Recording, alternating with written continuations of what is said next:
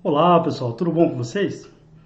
Durante o período colonial, ou seja, quando o Brasil fazia parte do Império Português, quando estávamos submissos às ordens, às regras, às leis portuguesas, o nosso território ele passou por algumas rebeliões.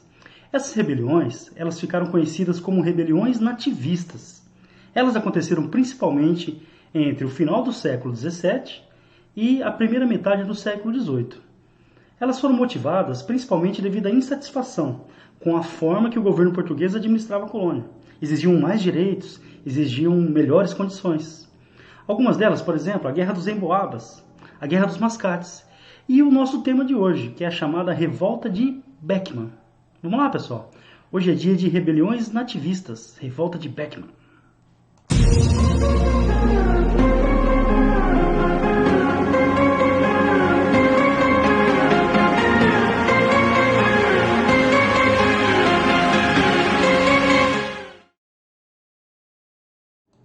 Bom, pessoal, então dando início aqui à nossa aula sobre as rebeliões nativistas, primeiro falando sobre a revolta de Beckman, o primeiro ponto de atenção que eu queria abordar com vocês é sobre, por exemplo, essas rebeliões, nenhuma delas que a gente vai tratar nesse período, Emboabas, Mascates, elas falavam ainda de separação entre Brasil e Portugal.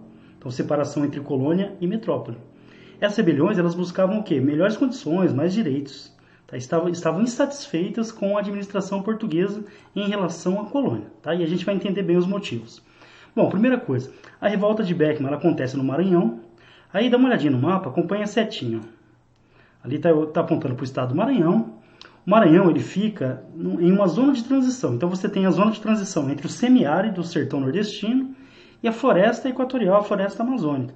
Então é uma área de transição onde prevalece a mata de cocais, uma região importante para o extrativismo, por exemplo. Tá? Após a expulsão dos holandeses, eu recomendo que vocês assistam a aula, vou deixar aqui no começo, quando os holandeses invadiram o Brasil entre 1630 e 1654, eles também dominaram essa região. Após a expulsão dos holandeses do Nordeste, a região ela passou a sofrer com abastecimento. Então, começou a sofrer com a falta de mercadorias que antes eram fornecidas pelos holandeses. Lembrando que os holandeses eles tinham uma estrutura maior do que a estrutura portuguesa, principalmente em relação ao comércio. Em 1654, essa região ela passou a ser conhecida, houve uma nova divisão no Brasil, tá? Essa região passou a ser conhecida como Estado do Maranhão e Grão-Pará, tá? Então, de novo no mapa, essa era a divisão do Brasil na época. Ó. Então, você tem em amarelo gigantesco, o Estado do Maranhão e Grão-Pará, ou Grão-Pará e Maranhão, e o Estado do Brasil embaixo. Essa era a divisão portuguesa na sua administração nesse período. Bom, como que era a economia dessa região? A agricultura basicamente de subsistência, então que é aquele tipo de agricultura que é destinada à sobrevivência, produção para consumo. Outra coisa importante, a região produzia algodão para exportação, cacau, tabaco, e uma das principais atividades era o extrativismo das chamadas drogas do sertão. Então, o ponto de atenção vai aparecer bastante, a gente vai falar de bandeirantes ainda. O que são as drogas do sertão? Eram produtos do interior do Brasil. Frutas, raízes, ervas medicinais, mercadorias que só existiam aqui no Brasil. Elas eram recolhidas principalmente na floresta amazônica para serem vendidas na Europa, por exemplo. Tá? Os colonos eles eram pobres, então a região empobrecida, a agricultura de subsistência, não tinha muitas mercadorias que interessavam o mercado externo. Então, os colonos da região eles eram pobres, comparando com outras regiões da colônia. Então, eles não tinham condições para comprar escravos africanos. A opção seria o quê? Atenção agora, gente. Esse é o ponto crucial para entender a revolta de Beckman. A opção seria escravizar os nativos, os indígenas. Porém, os padres jesuítas estavam na região. Quem eram os jesuítas? Aí mais um assunto importante, reforma protestante na Europa, depois veio a Contra-Reforma Católica. Durante a Contra-Reforma Católica surgiu uma ordem de padres chamada Ordem dos Jesuítas ou Companhia de Jesus. Essa ordem ela tinha um objetivo fundamental, ou principal, que era expandir o catolicismo pelo mundo, principalmente nas novas terras descobertas por Portugal, pela Espanha também.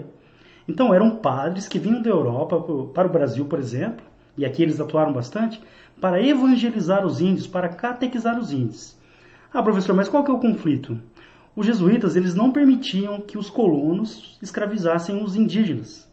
Eles aceitavam a escravidão africana, a escravidão negra, mas eles não permitiam que os nativos, que os colonos, perdão, escravizassem os nativos, os indígenas. Com a desculpa de proteger os nativos, os jesuítas impediam a sua escravidão. Eles reuniam os nativos em suas missões, que são uma espécie de aldeia, e ali os índios eles eram catequizados. Além disso, os jesuítas também exploravam a mão de obra indígena, na produção agrícola, na busca pelas drogas do sertão.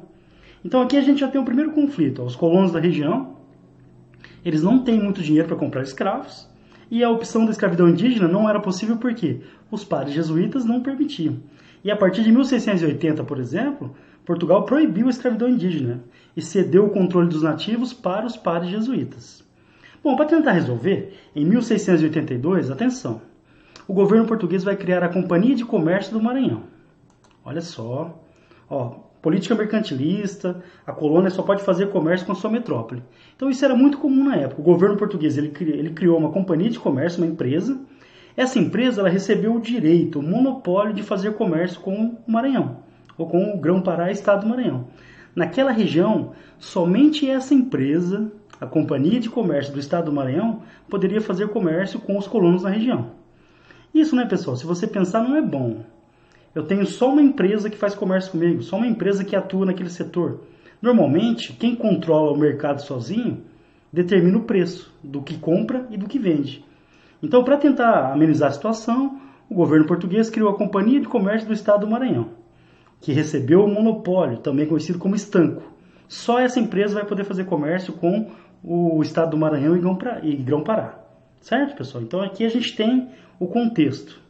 Bom, o que essa empresa prometeu? Qual que seria a função dela?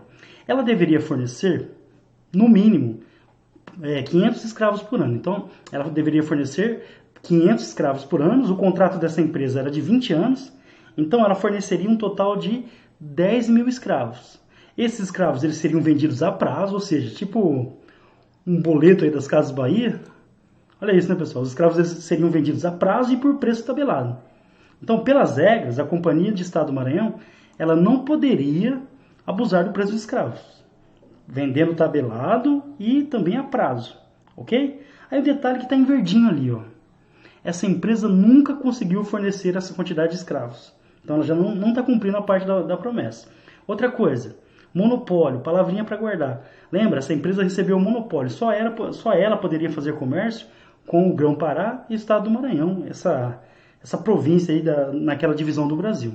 Então, recebeu o monopólio. Esse monopólio é chamado de estanco, certo? Bom, como só os jesuítas poderiam utilizar a mão de obra indígena, sobrava para os colonos ter que comprar escravos da Companhia do Estado do Maranhão. Mas lembrando, ela não conseguiu fornecer a quantidade necessária. Outra coisa importante, esse tal do estanco, o monopólio, prejudicava demais os colonos. Por quê? A Companhia do Estado do Maranhão, ela pagava barato pelos produtos da região, pelo cacau, pelo tabaco, pelo algodão, então ela pagava muito baixo e trazia produtos da Europa, industrializados, manufaturados na época, a preços muito altos. Os colonos reclamavam que, além de cobrar caro pelas mercadorias, esses produtos eles não eram de boa qualidade. Aí olha só o que a Companhia de Comércio do Estado do Maranhão está fazendo com os colonos. Primeiro, não está fornecendo a quantidade de escravos prometida, nem vendendo no preço tabelado e nem a prazo, então já está descumprindo a promessa. Lembrando, os colonos estão bravos porque eles não podem escravizar os nativos, os jesuítas têm o controle, então a insatisfação está crescendo. Outra coisa, a Companhia de Comércio do Estado do Maranhão pagava barato pelas mercadorias da região e trazia produtos da Europa e vendia a preços muito altos. E a maioria desses produtos não tinha qualidade, ou seja, insatisfação. Então o descontentamento é geral. A quem estava descontente? Os homens bons, que são os ricos, a elite da colônia. Esses homens bons, normalmente, eles controlavam as câmaras municipais. Cidadãos comuns, cidadãos livres e pobres, que também eram prejudicados. Inclusive, pessoal, clérigos, membros da Igreja Católica. Mas não, aqueles que não eram jesuítas também estavam descontentes com a forma que o governo português estava administrando a região. Os líderes, 2 irmãos, Manuel Beckmann e Tomás Beckmann. Aí, pessoal, eu tenho a impressão que é por isso que essa revolta chama Revolta de Beckmann. Ela foi liderada por esses 2 irmãos, principalmente o Manuel Beckmann. Eles foram os protagonistas da Revolta de Beckmann. O mundo faz sentido, hein? Bom, Diante de todo esse descontentamento, no dia 24 de fevereiro de 1684, então ali no final do século XVII, estava acontecendo uma procissão na capital, São Luís, a capital do estado do Maranhão, e os revoltosos aproveitaram a distração para iniciar a rebelião. Eles invadiram a Casa de Estanco, que era a sede da Companhia de Comércio do Maranhão, e prenderam o capitão-mor do Maranhão, o Baltazar Fernandes, que, segundo relatos históricos, foi preso lá aos gritos de socorro, né? Pedindo socorro, pedindo ajuda, mas ninguém o atendeu. A insatisfação era muito grande. Então, 24 de fevereiro de 1684, diante de toda aquela insatisfação dos colonos da região, no estado do Maranhão, estoura a revolta. Aproveitando uma procissão, uma festa religiosa na cidade, aproveitaram a distração e tomaram o poder. Fecharam lá a casa de estanque e prenderam o capitão-mor, que era o chefe militar na região. Os revoltosos, eles formaram um governo. Esse governo ficou conhecido como Junta Geral de Governo, liderado ali por Thomas Beckman, pelo Manuel Beckman, e ali eles já tomaram algumas medidas. As medidas, pessoal, são óbvias. Primeiro, o capitão-mor, que era o chefe militar da região, foi deposto, foi retirado do cargo. Os jesuítas, lembra deles? Aqueles padres que não deixavam os colonos escravizar os indígenas? Os jesuítas, eles foram expulsos do Maranhão e eles fecharam a Companhia de Comércio.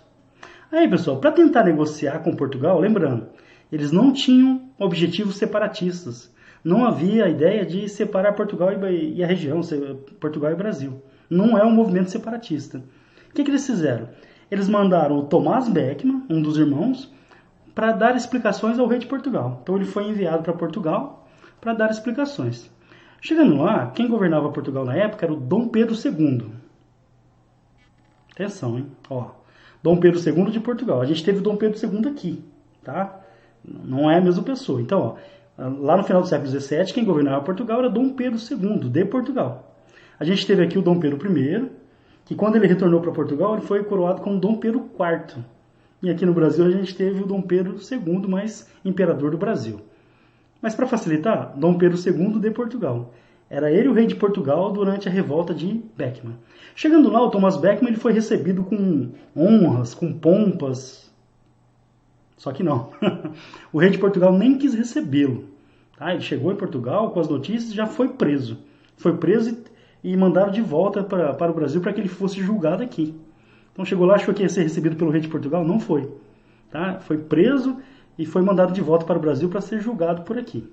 Bom, por que a revolta não deu certo? Ela durou 1 ano e pouco apenas. Os revoltosos eles tentaram buscar apoio com o restante do estado do Maranhão, mas não conseguiram esse apoio. O apoio não veio. Em 1685, Portugal mandou uma esquadra para cá e mandou esse cara, o Gomes Freire de Andrade, para ser o novo governador do Maranhão. Então mandou uma esquadra e um novo governador. A revolta foi facilmente abafada. Aí o que o governador mandou fazer? Mandou prender os líderes.